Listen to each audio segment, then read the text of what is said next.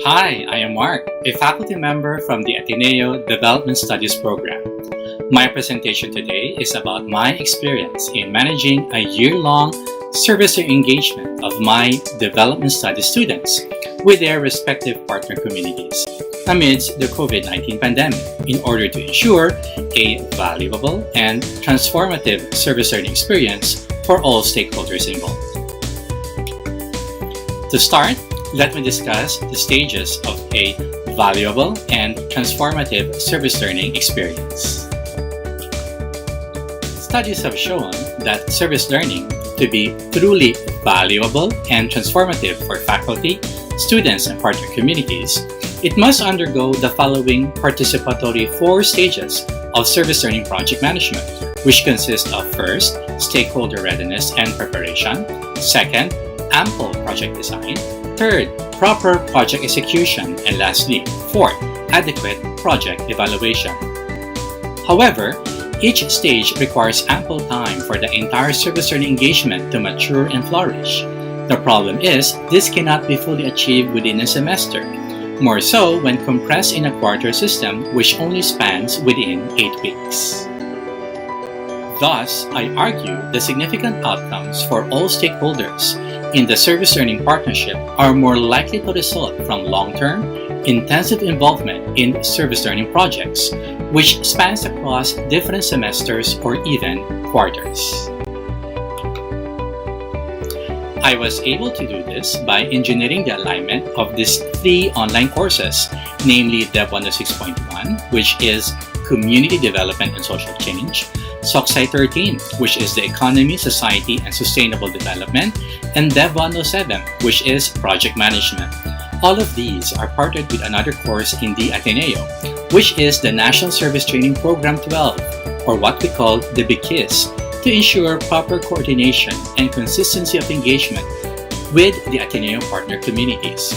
All of these courses, taken up by the third-year development studies students, have been carefully aligned to provide the students and partner communities a year-long and sustained service learning engagement during school year 2020-2021. Let us now go to the first stage of a valuable and transformative service learning experience. For the first quarter under Dev 106.1, the development studies students were divided into 6 project management teams, comprising of 6 to 8 members each, and with the vital help of the Ateneo Office for Social Concern and Involvement, they were partnered with 5 partner communities. The partner communities are the Center for Migrant Advocacy, Gawad Kalinga Ateneo, Non-Timber Forest Products Exchange Program, Pambansang Kilusan ng mga samahang magsasaka, and Waves for Water. All of these organizations were partnered with 1 student team to work on a service learning project, except for Waves for Water, which has 2 student teams partnered with them. Partnership matching were determined by the preference and choice of the student teams. Under Dev 106.1, during the first quarter, the different teams produced a development assessment report. The report was produced using online interviews and desk-based research to assess and analyze the needs of their partner communities. The goal was to provide needed information and data analysis that can be used by the partner communities in their respective strategic and operational planning. This also served as an opportunity for the student teams to get to know their partner communities better, and at the same time, assess what service learning projects to design with their partners based on the results of the assessment report. Let us now proceed to the second stage of a valuable and transformative service learning experience. Under SOCSI 13, during the second quarter, the 6 student teams continued their engagement with their respective partner communities to come up with joint projects that can be feasibly implemented through online means when the second semester arrives. This required developing detailed project proposals. It was crucial at this stage for the student teams to get the approval and support of their respective partner communities for their proposed projects. Thus, a project board structure was set up for each student team. The project boards approve the proposed projects and primarily serve as decision-making bodies, whose role is to keep the project of their respective student teams moving forward by helping them solve problems that can block its progress and helping them see a clear route to successful completion. Let us now go to the third stage of a valuable and transformative service learning experience. Finally, under Dev 107, which encompasses the whole second semester, the student teams jointly implemented online service learning projects with their respective partner communities based on their approved project proposals. In addition, at this stage, Mr. Emmanuel Joseph Solis II served as a co-faculty in handling the Dev 107 course. The projects implemented by the students with their partner communities are the following. Ahon Mula sa Alon, or Rise Above the Waves, is an advocacy campaign and three-part webinar series for repatriated overseas Filipino workers negatively affected by the COVID-19 pandemic. This is implemented by the students with the Center for Migrant Advocacy.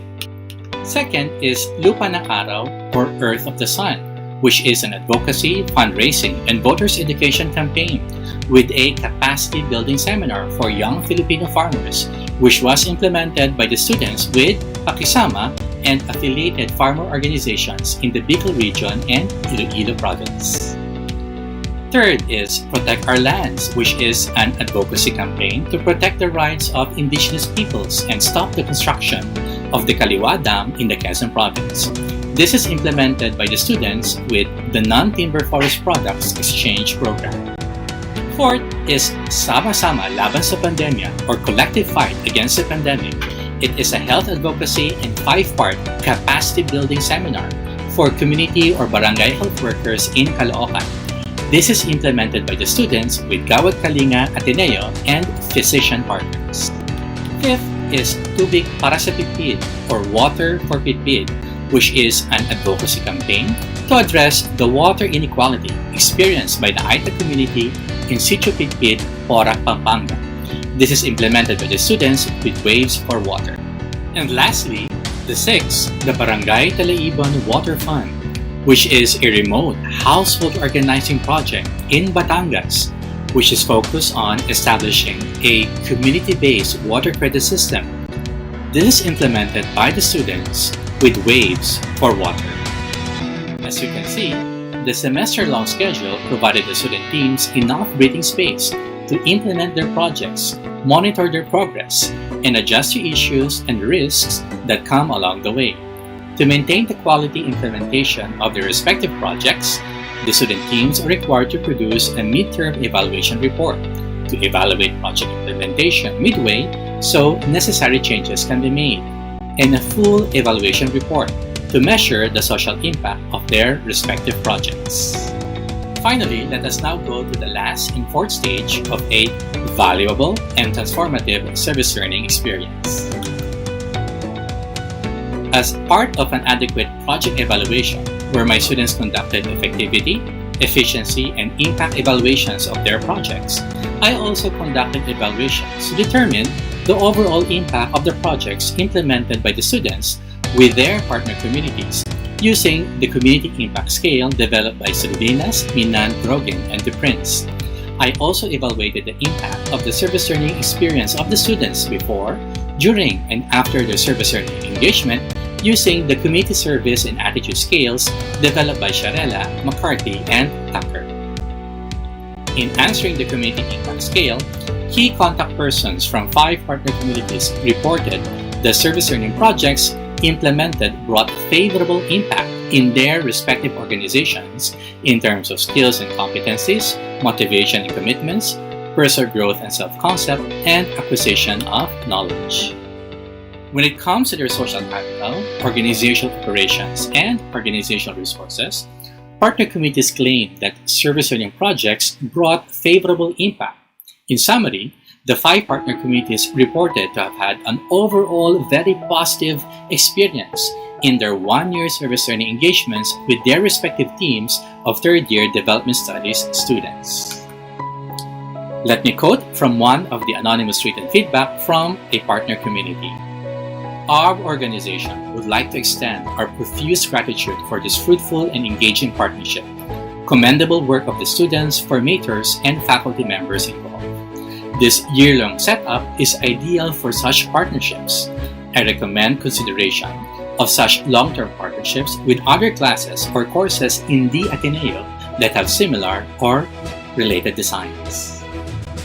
When it came to the 28 out of 45 students, the results of the one-way repeated measured analysis of variance indicated no significant differences in the students' community service and attitude scales when measured before, during, and after participation in the one-year service learning engagement, except for the domains in awareness, action, and ability, which indicated a significant time effect.